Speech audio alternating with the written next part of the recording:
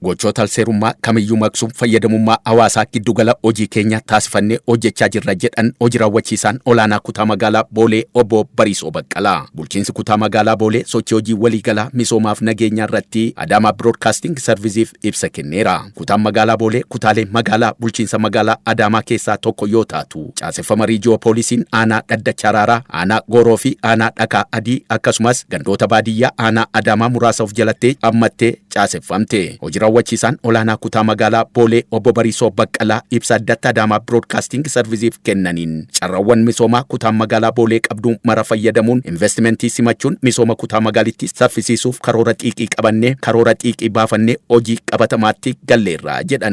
Hojiiwwan investimentii abbaa qabeenyaa firoo kana keessatti immoo iddoowwan komiin jiru sirreessuu bal'inaan immoo hojiiwwan misoomaa keenya ariifachiisuuf abbaa qabeenyaa ciccimoo ta'an kan sadarkaa baadiyyaatti jiran kan sadarkaa magaalaatti jiran keessaa dorgomsiisuudhaan gara investimentii akka caanii fi hojii misoomaa kun akka ariifatu taasisuudhaaf hojiin bal'aan qabamee jira. Kallattuu saniin immoo kan deemaa jiru.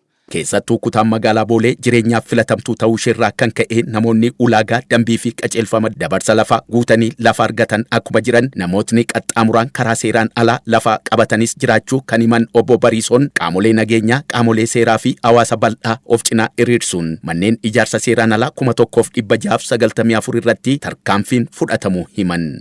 Fakkeenyaaf amma lafa himaataa jaamiyaate iddoowwan adda addaa irratti iddoo 4-5 kan ta'u irratti lafa himaataaf hojii dhabaaf kenname. Hojii dhabaan sun lafa jijjiirraa ta'e gara mana jireenyaatti jijjiiruudhaan manni jireenyaa isaan irratti immoo amma isaan kan ijaarratu osoo hin ta'in qaama lammaffaa qaama sadaffaa darbee akkasitti kan deemaa ture. Bara kana immoo iddoowwan kanneen addaan baafnee saayitiin kun saayitii himaataa ta'uu isaa erga hawaasa mariisifnee mirkaneessineen booda tarkaanfiin olaantummaa seeraa kan fudhatamee fi kun immoo amma yeroo ammaa kanatti lafa sana irratti hundumaayyuu irraa diignee hojii itti aanuuf kan hojjechaa turredha.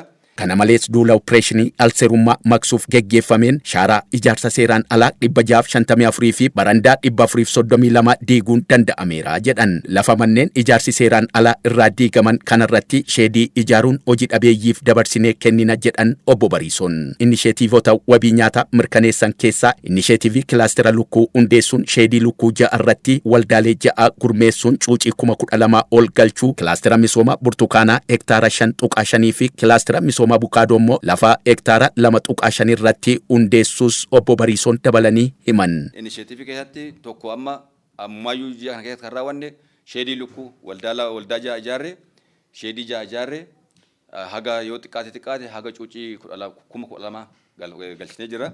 Kana alatti immoo amma as malkaa Adaamaatti kan hojjetame waan ta'eef kana alatti ammas sheediiwwan hin hojjennaa jennee aanne qabanne kan horii furdisuu jira, kan horii aannanii jira, kan booyyee jira.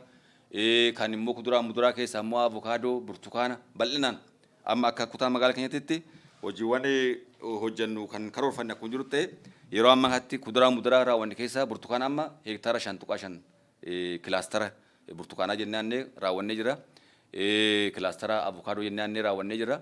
Hektaara 1.75 kan ta'u yeroo ammaa kanatti raawwannee jira. Akkasumas immoo amma gaagura kanniisaa kilaastara gaagura kanniisaa jedhamee ate bal'inaan kutaa magaalaa keenyatti kan qabame. Hojii misoomaa kamiifuu nageenyi bu'uura kan jedhan hojii raawwachiisaan olaanaa kutaa magaalaa Boolee obbo Bariisoo Baqqalaa. Qindoomina caasaalee nageenyaa fi hawaasaa cimsuun bobbii fi ramaddii kennuun opereeshinii fi xiinxala geggeessuun hawaasichi yaaddoo nageenyaa tokko malee bahee akka galu gochaa jirra jedhan.